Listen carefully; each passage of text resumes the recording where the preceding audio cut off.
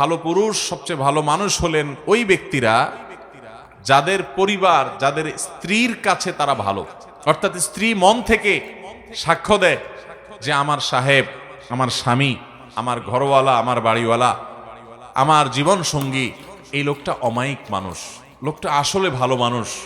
এই সার্টিফিকেট যদি কেউ তার বউয়ের কাছ থেকে পাবে বলে তার দিল সাক্ষ্য দেয়, এই মানুষটা আসলেই ভালো মানুষ, আল্লাহর কাছেও ভালো মানুষ।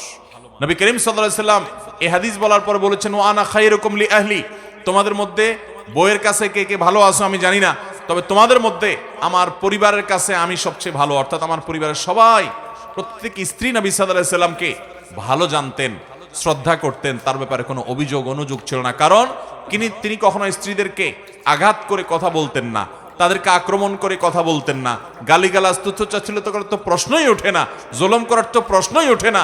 তিনি এমন